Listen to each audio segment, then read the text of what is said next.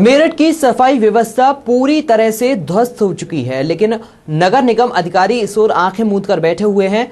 नगर आयुक्त भी सफाई व्यवस्था पर ज्यादा ध्यान नहीं दे पा रहे, जिस कारण लोग बीमार पड़ रहे हैं।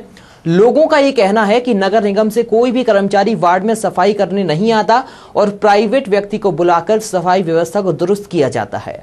जब हमारी टीम ने फॉगिंग के लिए पूछा तो लोगों ने कहा यहां पर कोई दवा का आज तक छिड़काव नहीं किया गया।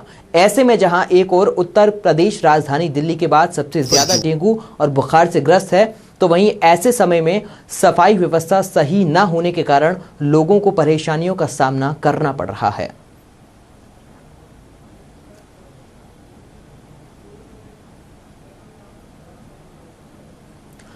तो बीजेपी के पूर्व यूपी प्रदेश अध्यक्ष लक्ष्मीकांत वाजपेयी जी हमारे साथ इस खबर पर जुड़ चुके हैं।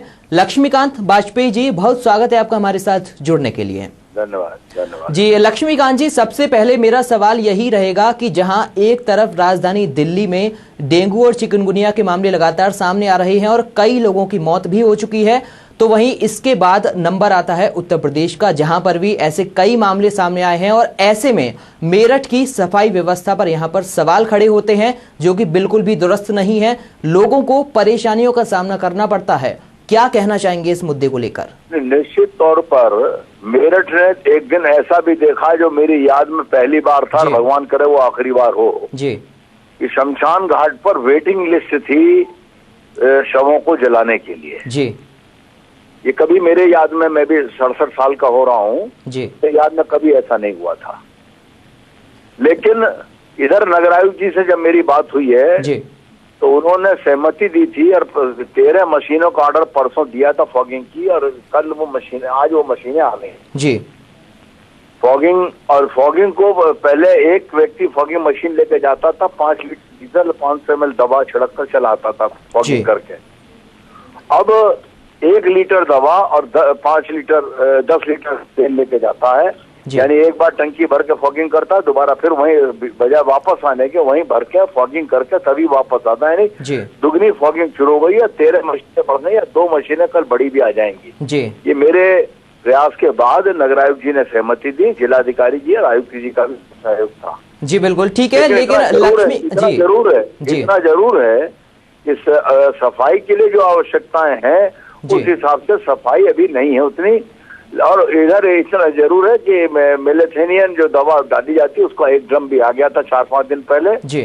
तो अब थोड़ा सा सुधार हुआ है जी, और मुझे भरोसा है कि अब मेरठ में कम से कम चिकनगुनिया या डेंगू का कोई शिकार नहीं होगा। वायरल तो है ही खैर जी, डेंगू और चिकनगुनिया का नहीं होगा। एक विधायक के नाते जो मुझे करना चाहिए था मैंने वो किया है जी। बिल्कुल लक्ष्मीकांत जी, मैं जानना चाहूंगा कि जिस तरीके से समाजवादी पार्टी की सरकार है और लोगों की अनदेखी की जा रही है, बीमारियों को न्योता दिया जा रहा है। जब हमारी टीम ने फॉगिंग के लिए लोगों से सवाल पूछा तो उन्होंने ये भी कहा था कि कोई भी व्यवस्था ऐसी नहीं की गई है। तो जानना चाहूंगा कि अगर यूपी में बीजेपी की सरकार बनती है तो क्या लोगों के लिए ऐसी स्थिर सुविधाएं की जाएंगी ताकि लोगों को परेशानियों का सामना ना करना? हमारी सरकार के समय में मानक है माननीय कल्याण सिंह जी की सरकार जी, माननीय राजनाथ सिंह जी की सरकार और डॉक्टर माननीय रामप्रकाश गुप्ता जी की सरकार जी। कानून व्यवस्था और जो जिम्मेदारी सरकार की उसकी तरफ ईमानदारी से काम था, और अगर किसी ने दायित्व निर्वहन नहीं किया तो उसके विरुद्ध कार्रवाई भी जी। अपराधी रेल में था या जेल में था, सड़क पर अपराध करने के लिए यूपी में उपलब्धता उसकी नहीं थी जी। अगर भाजपा की सरकार आई तो निश्चित तौर पर ऐसा होगा।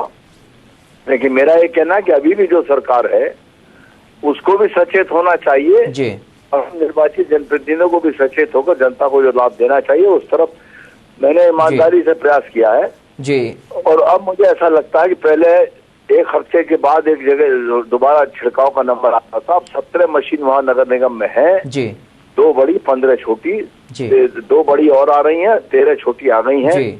या अगर वो 5 के बजाय 10 लीटर डीजल खर्च करेंगे, एक 500 ml के बजाय 1 लीटर दवा लगेगी, तो तीसरे दिन वार्ड का नंबर आ सकेगा।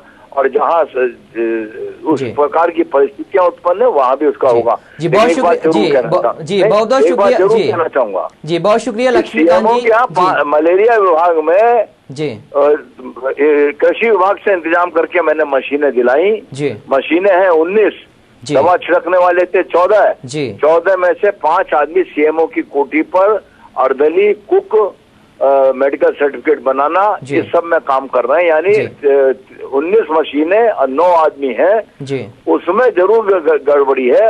और मैंने उस दिन सब फोटो स्टेट कर लाया था, रजिस्टर वगैरह, जिला कमिश्नर साहब को सब बता भी दिया था।